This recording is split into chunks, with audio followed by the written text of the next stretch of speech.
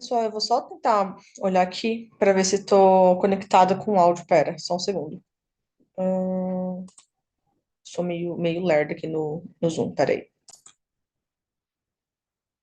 Pronto, depois de muito tempo perdido testando, vamos lá. Então, hoje eu estou com a Ellen na tele, vai entrando, né, e a gente vai intercalando. Aí perdi 1000 horas tentando ver aqui para ver se está tudo certo. Acredito que está. Então, nós vamos começar com o BART, que é uma coluna toracolombar. Geralmente eu começo o laudo sempre vendo a coluna antes. A coluna não, né, o exame antes, né? E aí depois eu vejo a queixa para não ser sugestionada. Vamos ver. Então, toracolombar, os pacientes já vejo uma costela menor aqui, depois. Eu ia falar, depois eu vou contar, mas não dá para contar, né? Deve ser uma vértebra de transição. Os pacientes geralmente não são sedados, né? Então a gente sempre espera ver uma certa obliquidade nas laterais. A não ser que seja um técnico bem experiente, e aí ele sabe, né, como ver isso. Vale lembrar sempre que a gente vai fazer o estudo de coluna, que muitas vezes nós vemos o pulmão marcado em movimento. Às vezes, quando eu vejo o pulmão muito marcado, eu coloco uma observação lá no laudo para ninguém vir perguntar depois. Sempre que a gente coloca observações no laudo, não necessariamente observações tirando a gente da reta, mas às vezes só relatando, tem um negócio estranho em tal lugar, mas é tal coisa, a gente evita que o clínico entre em contato depois, tirando o seu tempo e o tempo das pessoas ao redor, para perguntar o que pode ser, se acha que está ruim. Então, eu sempre coloco observações, sempre que eu posso. E é claro, né? Coluna, sempre vou olhar ao redor. Às vezes a gente pode ver uma bexiga enorme aqui, ou realmente um nódulo ou pneumonia no pulmão, e a gente consegue relatar também. Tudo que vocês veem na imagem deve ser relatado. A gente não pode cortar para evitar. Totalmente antiético. Então, não tem a coluna torácica, né? Eu já deduzi que isso aqui deve ser uma vértebra de transição, porque é uma costela pequena. Mesmo assim, a gente olha tudo, né? Então, do processo espinhoso, o arco dorsal, o canal vertebral, corpo e as costelas. E é claro, né? Forame intervertebral e também espaço intervertebral. Entre 13, 12, 11, 10, 9, 8, 7, 6, 5. A gente olha no geral, né? Desde o processo espinhoso. É importante vocês verem a questão do processo espinhoso, porque às vezes pode ter lesão lítica, às vezes a radiopacidade da vértebra está normal, mas nós vemos alteração na radiopacidade do processo espinhoso. Então, por exemplo, pacientes com hiperparatiroidismo secundário nutricional, às vezes a primeira coisa que aparece diferente na vértebra é o processo espinhoso ausente. Aí nós vemos até uma redução dessa porção aqui, né? Que nós temos gordura, pele, músculo, a gente vê até essa parte da camada externa da pele mais próxima da vértebra. Lembrando que é mais comum em filhotes, né? Porque eles têm um gasto energético enorme e às vezes a alimentação não supre por diversos motivos. Então, os espaços intervertebrais para mim estão normais. Aqui é o processo espinhoso, né? Então, cuidado para não confundir com espondilose. Por enquanto, a única coisa que eu vejo de diferente são essas espondiloses aqui. Provavelmente é espondilose. Aqui talvez seja também dorsal. Aqui tem uma pontinha minúscula. Sempre é importante ver essa espondilose. Eu acho que aqui realmente é, porque tem até. Não, se bem que aqui tá igual ao lado, né? A gente sempre vai fazer a comparação das vértebras com as vértebras ao lado. Eu ia falar que tá esclerótico, mas eu acho que não. Aqui essa costela pequena, aqui aparentemente ela está ausente ou bem hipoplásica. A gente sempre olha a região onde forma espondilose na projeção lateral para ver se ela pega só ventralmente ou não. Um, dois, três. Ixi. Um, dois, três, tirando a vértebra de transição. Um, dois, três. Não vejo nada aqui. Talvez aqui um biquinho, né? Então vamos lá. Já coloquei a máscara de coluna. As máscaras elas são legais porque a gente vai como se fosse fazendo um checklist, né? É importante vocês conhecerem a máscara de vocês, porque às vezes se a gente usa de outro colega, a gente fica mudando muita máscara, a gente acaba errando, esquecendo de tirar alguma coisa. Então aqui, última costela direita, apresentando conformação hipoplásica, não sendo possível definir a costela contralateral. Aí já Vai ser descrição de vértebra de transição. Aqui não tem diminuição nem pacificação, então vou deixar normal. Uma, duas, três. Então, discreta, a moderada, espondiloses ventrais no segmento de... Tá muito ruim com esse... Eu tento clicar aqui na imagem e eu acabo abaixando o menu do zoom. L2, L3.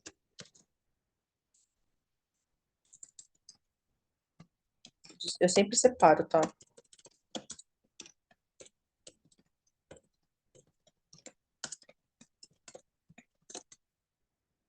Tem que tomar cuidado para baixar, que senão eu abro o menu do zoom. 1, 2, 3, 4, 5.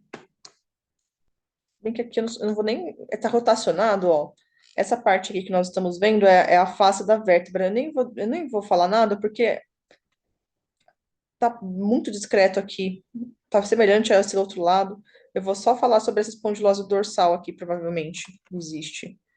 Discreta, espondilose dorsal no segmento... Na verdade, na face ou na placa terminal cranial de 1, 2, 3, 4. Opa, 1, 2, 3, 4. Me perco muito contando. L4. E aí a espondilose, ela não quer dizer nada, né, em relação à dor. A espondilose em si, sozinha, sem alguma coisa correlacionada, ela não dói. Sugestivo de processo degenerativo. Então, eu deixo essa informação, né, para o clínico estar ciente que é necessário um exame avançado de imagem para observar. Nós nunca falamos de medula espinhal no raio-x, de mielopatia, de... A gente fala só sobre alterações que nós estamos vendo. Então, espondilose, discopatia, se nós temos alterações do espaço intervertebral e foramen. Aqui tem gente que coloca que é discopatia também, porque nós temos algo que pode ser um material calcificado.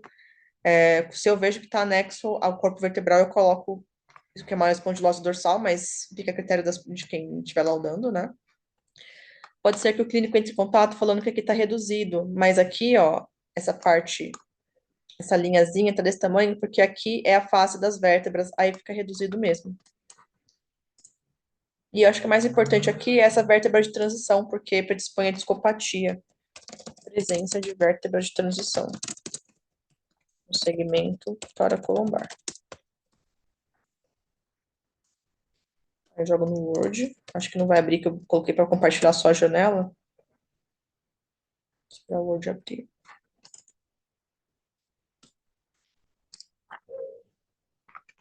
Ok. E liberar.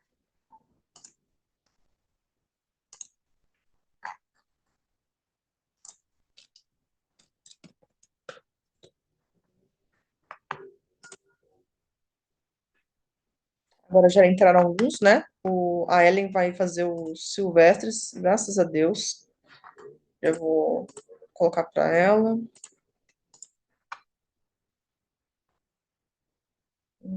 Ainda começou os não laudar. Começou sem histórico. A gente vai pulando. Infelizmente, é difícil de ir na sequência.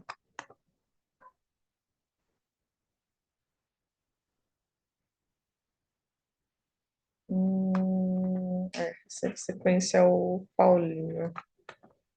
A Gabi tem aqui, um aqui. Infelizmente, eu não posso mais corrigir os laudos de vocês, né? Então, vamos ficar só nos laudos da tele hoje. Senão, eu já faria isso.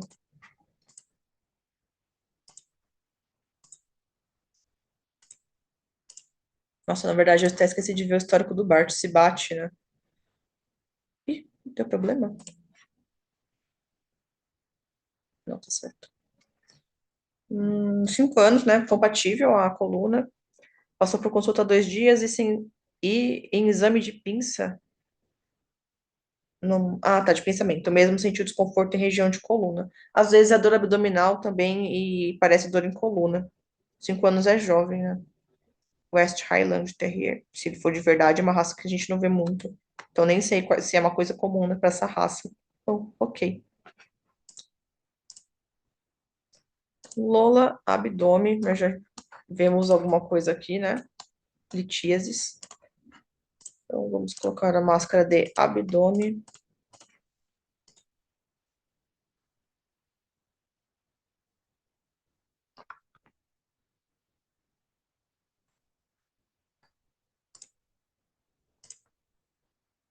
Eu sempre começo por parte osteoarticular porque é um hábito meu. Nossa, olha esse externo aqui. Já vou até relatar para eu não esquecer. Que aí o clínico vai entrar em contato falando que isso aqui é muito importante. Deslocamento ventral da última estérnebra. Aqui geralmente é congênito, gente. Dificilmente o paciente vai fazer isso aqui. Geralmente é congênito. E ela é meio gordinha, tem essas pelancas, né? Se o tutor nunca palpou essa região, ele nem vai sentir. Aí algum dia, quando ela emagrecer, ele vai perceber que tem uma protuberância. A coluna dela também é meio. Tem uma posição meio não, né? Ela tem desvio de coluna. Tem esse desvio cifótico aqui. Desvio cifótico. Ou hipercifose da região toracolombar.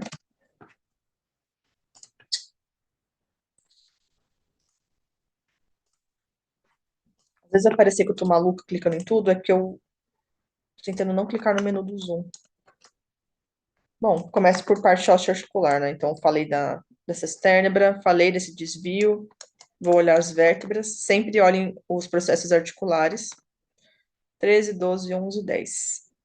Olhem as costelas também, isso aqui provavelmente é congênito, mas nada impede que seja, né? É congênito porque eu acho que essa esternebra é muito curta também.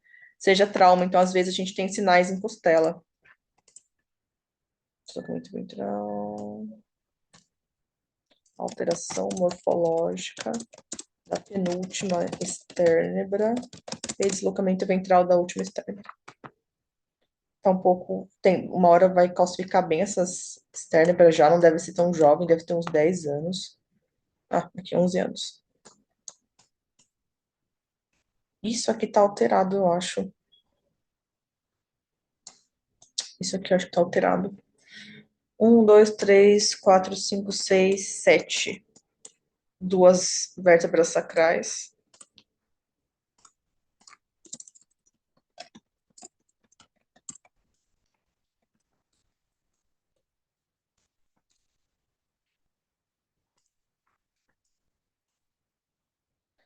Cauda a gente não, pelo menos eu não aprendi, eu aprendi com pessoas que não citavam se tinha qualquer espondilose, a não ser que tenha alguma coisa tipo luxação ou fratura. Então, cauda a gente meio que ignora, a gente presta atenção aqui na região de lombosacra. No máximo, eu coloco quando tem redução aqui, mas só para ter paz de espírito em relação ao clínico mesmo.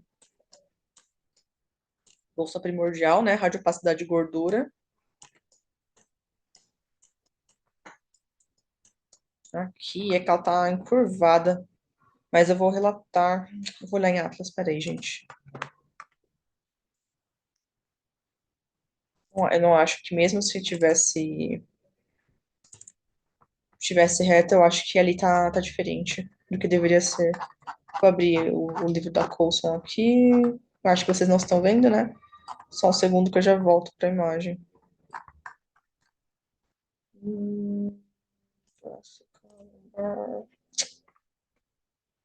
Não tem toracolombar.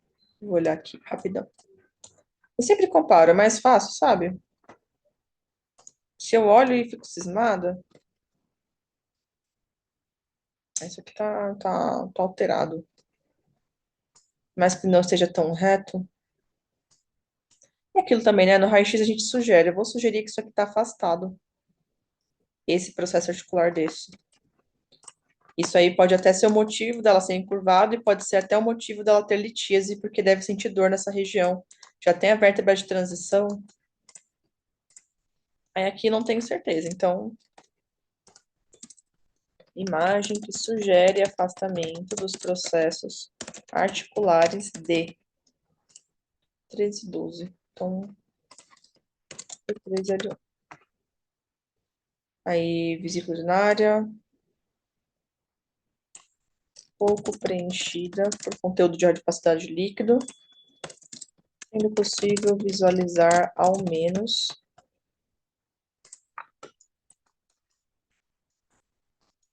uma, duas, três. Isso aqui pode ser uma quarta. Uma, duas, três, eu acho que são quatro. Mas a gente erra mesmo assim, que às vezes está agrupado. Aproveitar e olhar a parte articular aqui também. Os joelhos parecem normais. Coxa femoral, eu precisaria de uma projeção simples para avaliar melhor isso aqui, para ver se é colarinho de osteófito, isso aqui ou não. Tá normal. Não vejo, vejo só duas vértebras sacrais, mas não vejo sinal de alteração. Questão de processo transverso grudado no nasa do ilho. Seis, sete. Sempre contando. Olha a parede abdominal, para ver se está simétrico. Se você vê a parede também. Às vezes gato tem trauma e eventra baço, por exemplo. O baço aparentemente está aqui. Silhuetas renais, cólon. Bom, aparentemente, o que eu vejo de alteração em abdômen mesmo é só isso daqui. Menos quatro estruturas ovaladas e de radiopacidade mineral entremeadas. Aí coloca menor medindo cerca de X. Vocês vão ver que eu volto muito para ver o tamanho das coisas. Eu tenho bastante dificuldade de memorizar números. É ovalado, né? Então, tipo, 0,36 centímetros e a maior medindo cerca de 0,72. 0,30. 0,72. Um, dois. Eu vou associar que isso seja devido a isso aqui. Três. Aqui é outra coisa. Então, às vezes, o paciente tem litíase, fecaloma, um monte de coisa, porque ele tem dor, né? Então, no raio-x, a gente vê isso de modo panorâmico. Litíases vesicais. Não tem como ser outra coisa, né? Então, você pode afirmar. Em vez de falar, imagem que sugere. Agora, aqui eu coloquei imagem que sugere, porque por mais que eu realmente ache, vai que eu tô errada. Nananã, nananã. Achado pode ter relação com estabilidade entre vértebras. A esclarecer. Devido correlação com exame físico ou acompanhamento radiográfico. Tensão química. Para inibir tensão muscular. A região ainda, né? Nem de abdômen, de tóraco-lombar. Presença de vértebras de transição. Aqui é 4.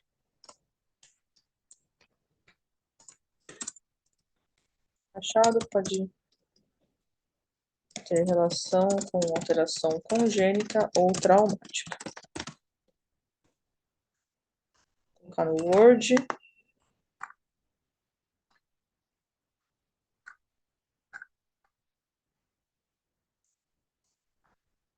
Virar.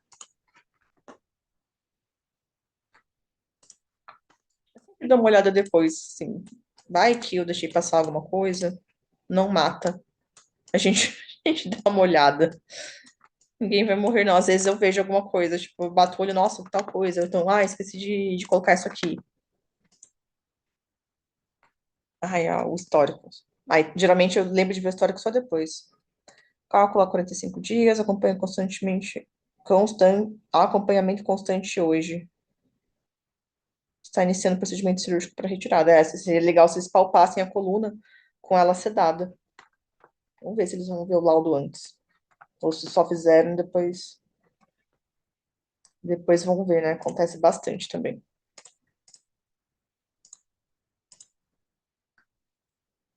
Certo é fazer, né, antes e depois, porque às vezes fica.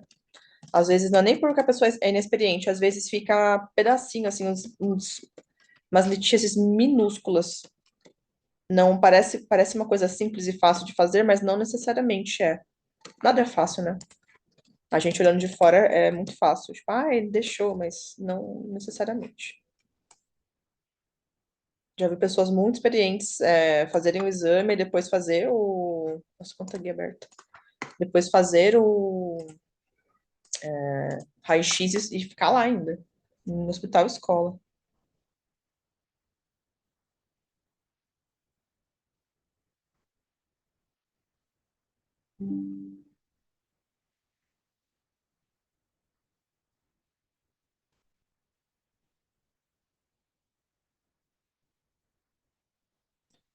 Pessoal, vou só rapidinho conectar meu notebook na bateria. Vou pausar aqui rapidão. Aí quando eu quero que desça desce, quando eu quero que desça o menu não desce. Bom, voltando, fui pegar o carregador lá no carro. Bom, voltando, Volts. Deixa eu ver se a Ellen não pegou junto comigo. Não, acho que tá aberto. Nossa, que é a Lola. Volts. Tórax e cervical. Eu já coloco a máscara. Eu espero que fique boa a gravação depois, com os cortes que eu fiz. Com o tempo eu vou ficando mais experiente. Se vocês acharem que ficou melhor assim do que a reunião, rendeu mais, a gente faz isso mais vezes. É que, nossa, é muito ruim ficar transmitindo, é muita coordenação, muitas janelas abertas. Vamos lá. Nossa, eu fico muito mais cansada transmitindo a tele do que indo fazer discussão de caso, reunião clínica, não sei por quê. Bom, então cervical e tórax, todas as imagens estão aqui. Esse aqui não tá abrindo, mas deve ser na internet. Já salvo. Quando a gente entra, coloca a máscara e salva, impede que as duas pessoas peguem ao mesmo tempo, eu acho. É minha internet mesmo, ó. Tá demorando, que beleza.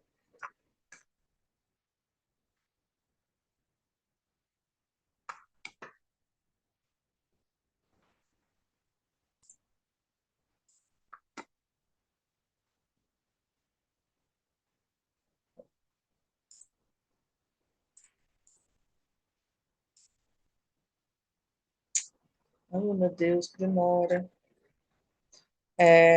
Lembrando, gente, que eu sempre indico que vocês façam tele com duas telas. E não necessariamente duas telas profissionais. Eu mesma não tenho telas profissionais, nenhuma das minhas duas. Mas tela, tipo, a minha tela foi baratinha, é o que eu consigo no momento, né? Infelizmente, não dá para comprar uma tela de sei lá quantos mil. Se algum dia vocês quiserem me dar de presente, eu aceito. Só para simplesmente eu não ter que ficar abrindo e fechando a janela, é mais fácil. Eu acho que é mais fácil de concentrar. Então, vamos ver primeiro. Eu acho que é tecidos moles, né? Porque tem a tangencial. Mas sempre, como eu falei, eu sempre começo por parte osteoarticular. Falo que tem um microchip ali. Microchip dorsal, segmento cervical.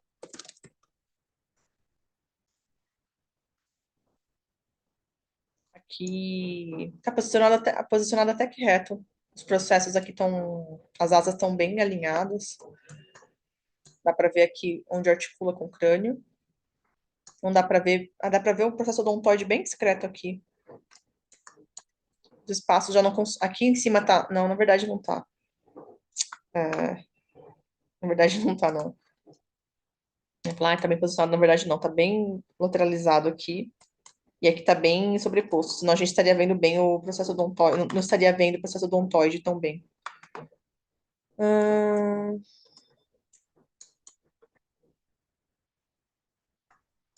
olhando escápula também, não deixem de ver a escápula, às vezes tem trauma antigo, ou luxação de ombro. Lembrando que a luxação de ombro que é congênita, o ombro desloca medial na ventrodorsal.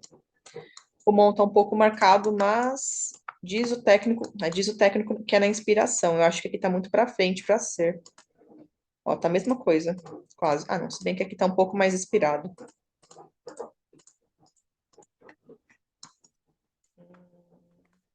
um pouco marcado esse pulmão, mas tem o tórax que a gente vê lá.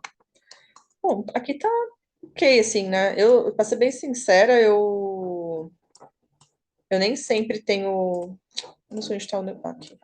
Eu, às vezes, fico meio que em dúvida, né? Porque às vezes fica com essa marca do músculo dorsal um pouco para baixo. Aí eu vou lá, olho a projeção tangencial normal, o grau de colapso, mas para mim aqui tá normal. A gente sempre avalia para ver se parece realmente que pegou a traqueia no ângulo certo, que parece. Às vezes a gente pega muito na curva. Aqui é oh meu Deus, na escápula, eu sempre esqueço o nome disso. Nossa, gente. Aquele osso, gente, eu vou lembrar durante o laudo. Opa.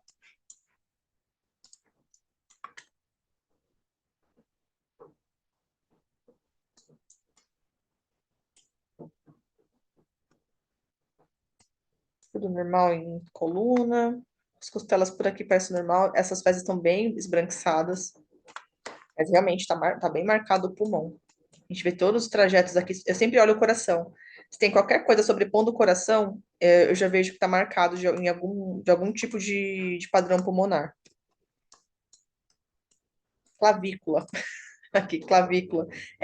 Teoricamente, segundo os livros de anatomia, todo animal tem clavícula, só que nem sempre é calcificada e ela é sempre rudimentar. Aqui é uma clavícula, provavelmente. Cachorro também tem às vezes. Faltam alguns minutos para acabar a reunião, mas aí eu abro outro link e mando para vocês.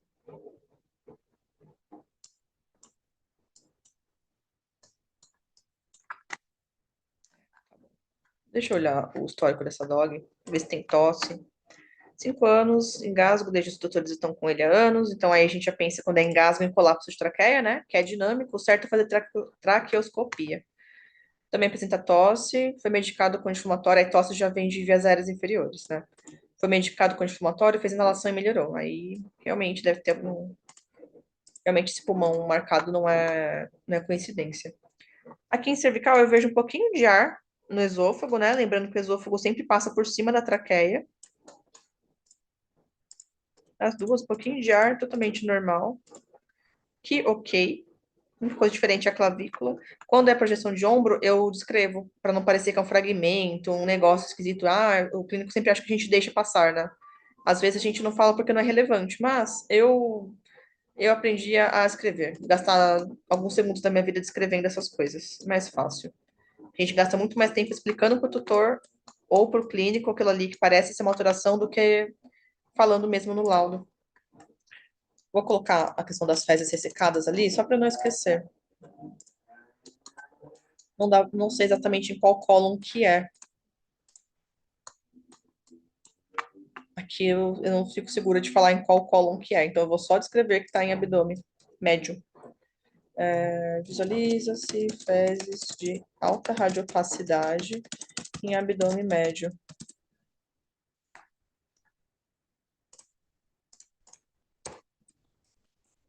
É 2, né, que eu vou falar do pulmão.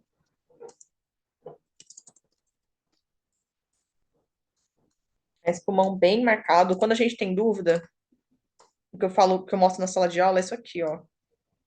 Deixa eu ver se tem, aqui tá mais alinhado. Não, aqui tá até em movimento, na verdade.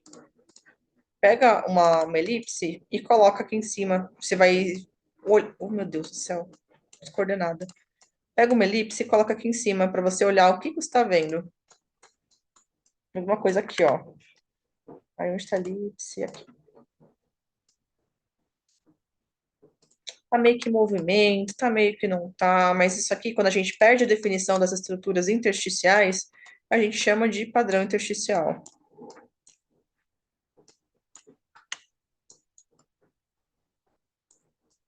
Então, aqui eu não vejo artéria e veia, tudo bonitinho, eu vejo o interstício mais evidente.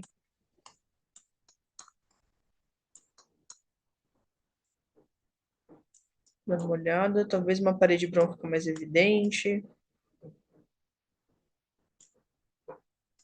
Mas isso é um padrão intersticial difuso. A gente vê o interstício, né, que parece uma esponja, olhando cotovelos também. Aqui talvez eu tivesse alguma informação a mais de parede brônquica, mas está em movimento. Talvez isso aqui fosse. Eu vou considerar que talvez tenha algumas paredes brônquicas mais evidentes. Campos pulmonares apresentando evidente padrão intersticial difuso.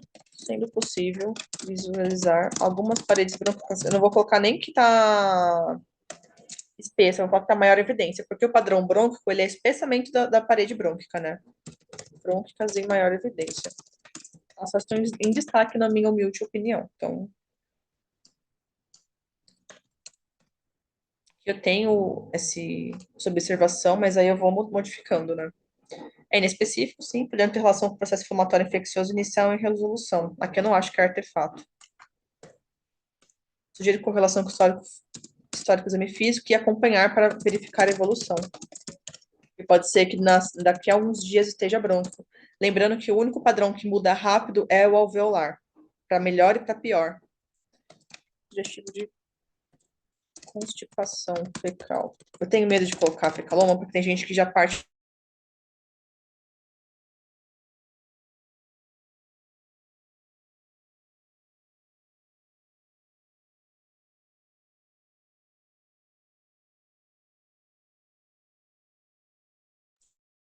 Ai, foi mal, gente. Eu cliquei aqui no menu que aparece na minha frente e me mutei sem querer. Às vezes, se é um, você não sabe quem recebe o laudo na tele, né? Pode acontecer da pessoa tacar uma cirurgia pro tutor. Ah, aqui parece ascendente, transverso e descendente, ó. Ascendente, transverso e descendente. Pode ser que a pessoa já taque uma cirurgia nas costas do tutor. Mas, teoricamente, estarra de opacidade alta é fecaloma. Então, constipação. Sugerindo a possibilidade de fecaloma de pequena dimensão. Tem uma observação em relação a isso, a constipação. Aqui, em caso de aquesia persistente, após o exame radiográfico, sugiro acompanhamento para diferencial. Não, aqui não. Só acompanhamento. Eu coloco de pequena dimensão porque as pessoas acham que o fecaloma é sempre enorme, mas não, ele pode ser pequeno. Eu já vi gente colocar fecalito, mas eu acho que quando eu procurei eu não achei esse nome em literatura. A lista radiopacidade de osso já, né? Já é são fezes extremamente já ressecadas. Eu estou olhando aqui no Word para ver se tem alguma coisa diferente. Tangencial, lateral, inspiração, inspiração. Sempre olho para ver se tem evento dorsal ou dorso ventral também. Hum. Vou liberar esse laudo e aí eu faço uma nova reunião que o tempo vai acabar. Eu ia fazer pelo meu e-mail institucional da Cruzeiro, mas é no Teams, eu não consigo ficar pausando e colocando para gravar de novo, dá sempre para colocar stop apenas. A internet está extremamente ruim. Eu vou dar stop aqui, gente, e aí eu mando no grupo a nova reunião já.